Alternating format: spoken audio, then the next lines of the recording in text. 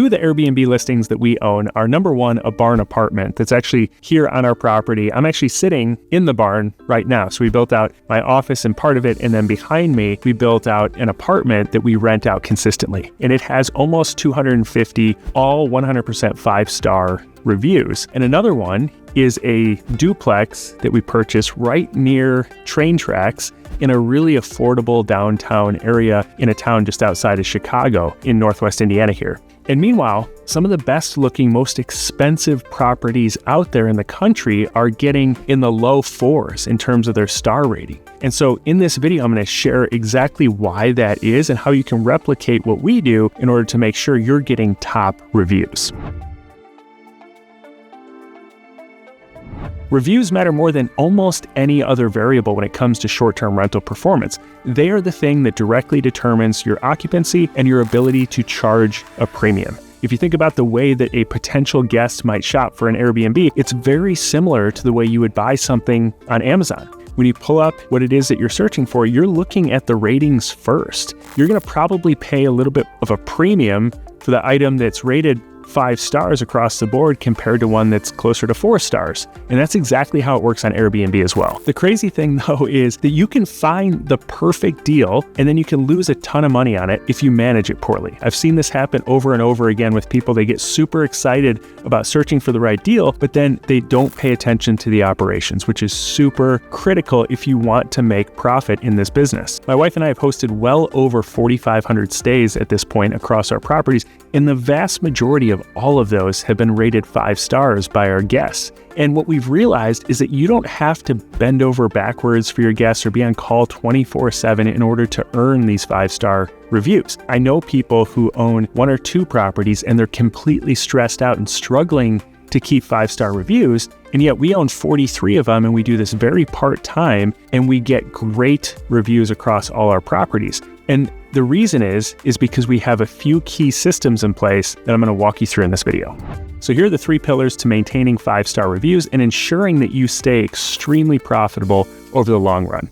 So pillar number 1 is buying the right property for the right guest. So 5-star reviews aren't about being perfect. They're about matching expectations perfectly with the guest that you want. I think the best way to demonstrate this is actually with our barn B&B listing that's here on the farm. So this is the barn that I'm actually sitting in right now. Like I said, my office is here. You can see some of the pictures of the apartment. It's just an 800 square foot apartment here on the farm. Our chicken coop is right outside. We've got a gym built right behind me, actually, in another part of the barn that we can use ourselves and our guests can take advantage of. And it's the farm experience, as rustic as it can be sometimes. And we describe that really well in our listing, that's what you're getting is the farm experience. And you can see that we have 227 all 100% perfect reviews, which is a very hard thing to do to please every single guest over time. We know we're going to eventually at least get a 4-star review,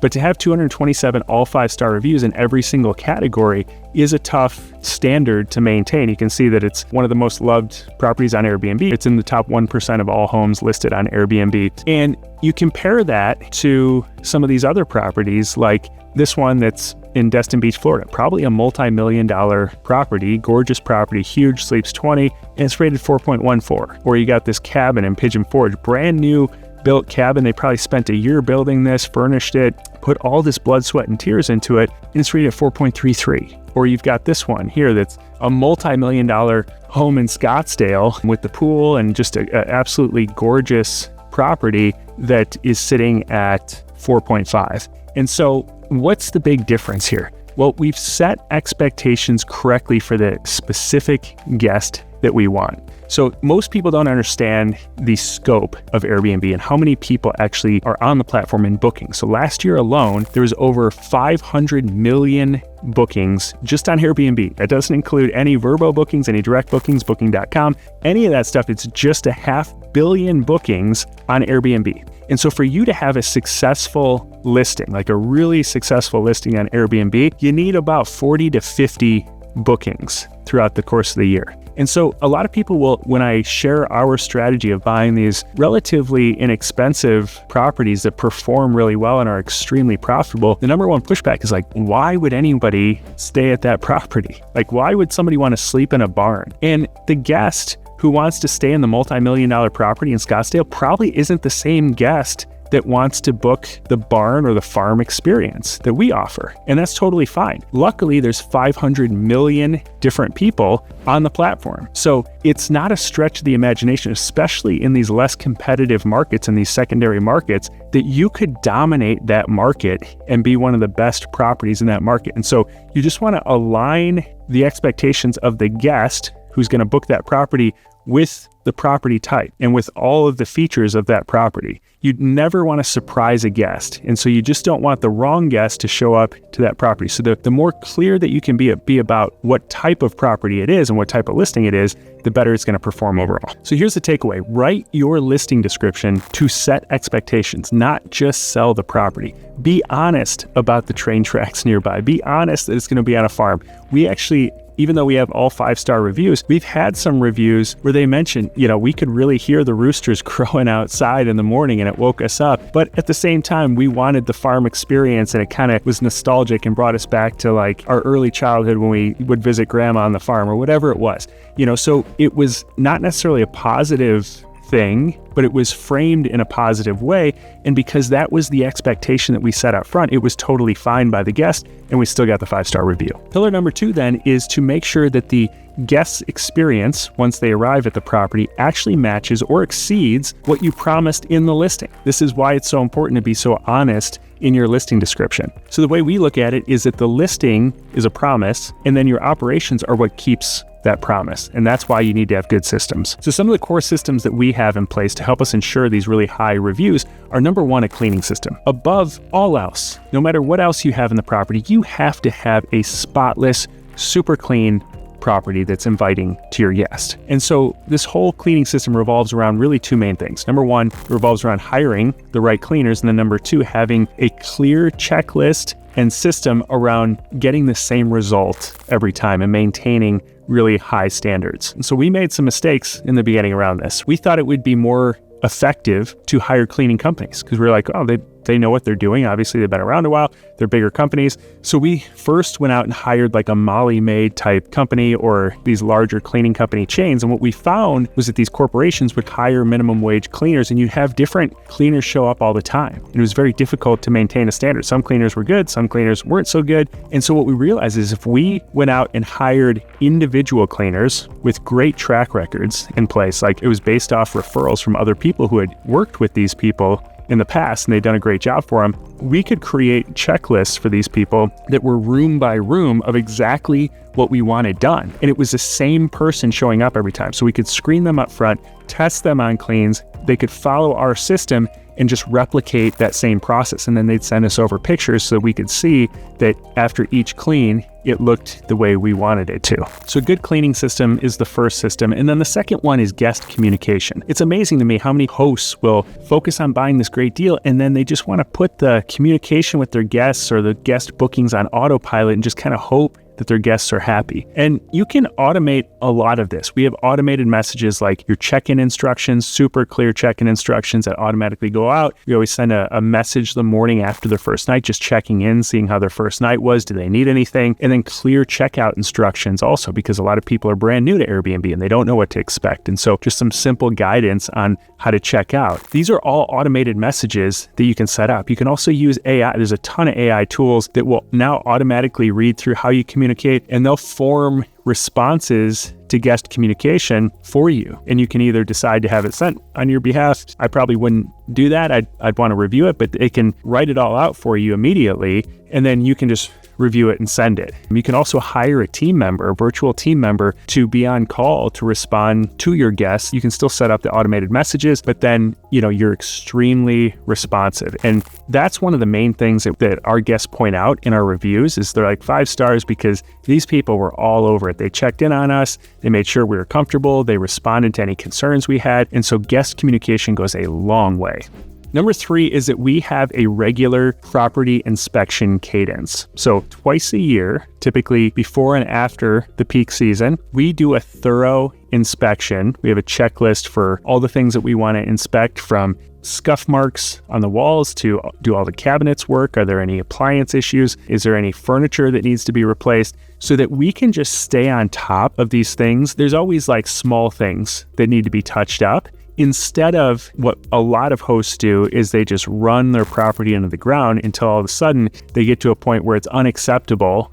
People will put up with a lot, but then at some point when you got duct tape across your couch and you're advertising as this beautiful space and everything's totally worn out, then all of a sudden you have terrible reviews and your revenue really drops off. So this isn't a difficult thing to do. You can have your handyman or your head cleaner go through twice a year and just document anything that needs to be taken care of and just stay on top of these things so that your property always stays in tip-top shape. And the final aspect of pillar number 2 is that you kind of have to train your guests that 5 stars is what you are expecting at the end of their stay. And obviously you can't have this part of it where you're training a guest that you expect 5 stars and then forget all the other parts of it and have a terrible guest experience and just say, please give us 5 stars. But all along the process, you're letting them know that 5 stars is the expectation. And I think what a lot of people have in their mind is the star rating when it comes to hotels. They think of 5-star hotels as ultra luxury. It's like the Four Seasons or the Waldorf Astoria. And so they think, well, 4 stars, that's still a pretty decent hotel maybe, or 4.5 stars. They think by giving you 4 stars, they're still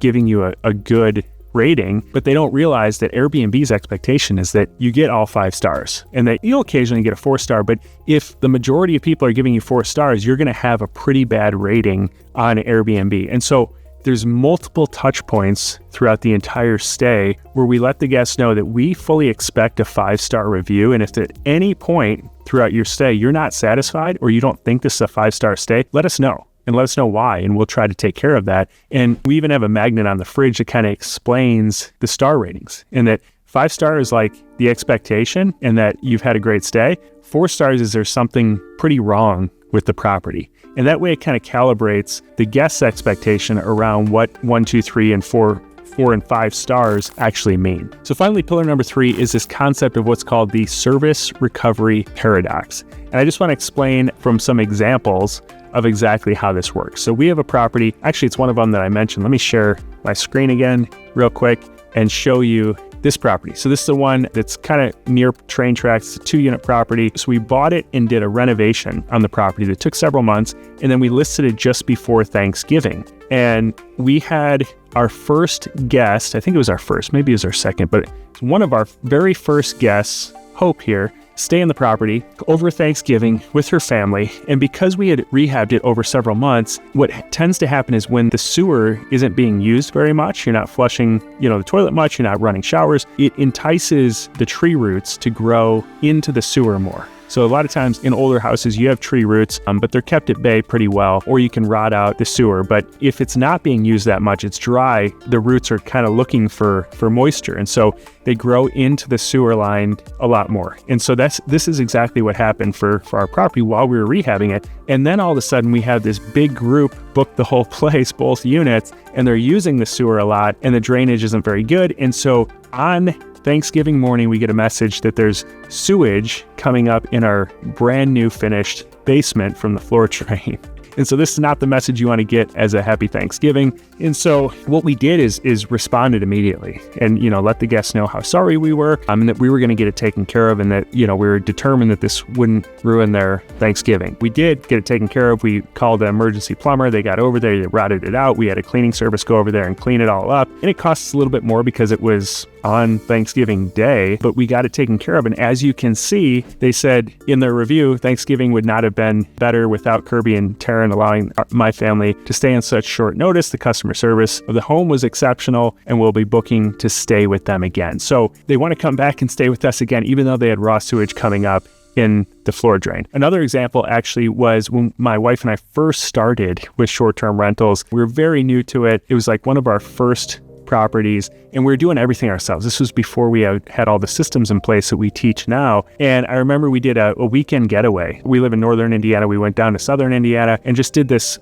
weekend getaway, stayed in the Airbnb, obviously. And we were on this hike on a Saturday afternoon, and all of a sudden it popped in my head that we had a check-in that day. And I was like, oh no, we didn't get the property clean. We didn't line up cleaners for this property because we didn't have very good systems in place, and somehow it just slipped through the cracks. And so we called up our head cleaner at the time. We only had a couple cleaners, but we had called up the one that we had the best relationship with. We really took care of her. She was just a great cleaner. And she was at like a cheerleading competition for her daughter. And she was like, I'm going to leave right now. I'm going to go clean the property. And we called the guests because it was like a half hour to check in. It hadn't been cleaned yet. And we told the guests, you know what? Sorry, there was a miscommunication with the cleaner, which there was. It was our miscommunication. We didn't go into detail though. And we said, you know what? We're going to pay for dinner for you to have a really nice dinner because the property's not going to be ready upon check-in at 4:00. So if you're willing, and luckily they weren't like going to be there right at 4, but they're planning to be there shortly thereafter. And so instead we offered to send them to a nice restaurant and that we would pay for it. We said, just send us a receipt and we'll compensate you through Airbnb. And they were super happy with that. And we still got the 5-star reviews. So this all leads to this idea of this service recovery paradox. And so they just did this study not too long ago in the hospitality business that they determined that if somebody has a problem throughout their stay, somewhere where they're dissatisfied with the service and it's not resolved, then they leave that interaction very dissatisfied. I think that's pretty obvious, right? You book something, it doesn't meet expectation, and you leave, you're not happy. Then the next level up is somebody doesn't have any problems, that throughout the stay, they rate as pretty satisfied. But what they found was that somebody who has the problem throughout their stay, but then it's fixed right away. It's fixed quickly, it's fixed with great communication, it's fixed with empathy, and they feel like it's taken care of well, they actually leave happier than the group that had no problems at all. So it's kind of this paradox that people who have problems that are taken care of actually end up being more loyal customers and happy with their experience than those who have no problems at all. Here's the chart that kind of shows that. So you can see the customer loyalty and time. This is somebody who has a problem right here. And so their satisfaction dips. And now if you handle it with empathy and quickly and do a great job, then that customer's excitement level and loyalty shoots up through the roof. But this is somebody who just has no issues throughout their entire stay. So there's actually a gap there, and the people who have issues that are taken care of end up happier than those with no issues. So I'm not saying that you should manufacture problems that you can solve so that your guests end up at a higher level of satisfaction, but it does show you that if issues come up, which they will, people a lot of times tell me that they don't want to get into this business because of the fact that there might be issues that pop up with guests. And I'm like, yeah, issues do come up. That's why we're here. That's why you make money, because you're solving problems. But if you have great systems in place, that eliminates a lot of those issues. But then there will be some issues that come up, and most of them are solvable. The key is just to respond right away, because issues won't just go away. You need to confront that issue. You need to apologize. We always say make small issues big, which means that it might be a small issue to you. Somebody reports a hair on the pillow, and you're like, well, it's one hair, that can happen. But instead of just assuming that it's not a big deal because it's not a big deal to you, it might be a big deal to that guest. And so we say, we're so sorry that occurred. That's not our typical cleaning standard. And you know what? We can send somebody over to re-clean that issue or change the sheets on that bed. We go over and above in terms of our solution to make people feel really heard, because that's the main thing, is that people want to be heard, or they want to know that you're going to take care of it. So again, this doesn't have to be you who's doing all these responses. I keep saying, you're responding, but what I really mean is somebody from your team. So initially, I do recommend that it is you initially that sets your pricing, that responds to guests, that creates the listing, that understands how the business works, because it's difficult to build a team if you don't know how it operates yourself. But with one listing, it's very doable to do all of this yourself, and it's not that big of a lift. But as you start to grow, you're going to grow your team. And so now we have a team that handles all of the day-to-day for us, all the communication, all of the lining up our cleaners and handling any guest issues that come up. And they do a better job than we ever did, because this is what they focus on all the time, and we're constantly refining that system. So this isn't like a warm feeling type of hospitality thing where it's just like, it's great to get great reviews and we want to pat ourselves on the back. This actually relates directly to your bottom line. So better reviews equal higher occupancy, they equal a higher nightly rate, and they equal cash flow that lets people quit their full-time job, which is what a lot of people's goals are for getting into this in the first place. It's to live off rentals, which is kind of the name of this channel, and that's what we do. So if you're thinking about how this applies to you and investing in your first short-term rental or your next one, maybe you own some already and you want to make sure that you're buying the absolute best and right type of short-term rental, and that you're setting up systems so that you can be as profitable as possible. That's exactly what we teach in the Blueprint program that I teach. I've worked with hundreds of people now through this entire process to purchase really profitable short-term rentals. So if you're interested in that, you can go to the link in the description below and you can set up a time to talk with me or a member of my team, and we can chat through the details of that program, your specific goals, and see if it's a good fit for you. Thanks again for taking the time to check out my video. God bless, and I'll see you in the next video.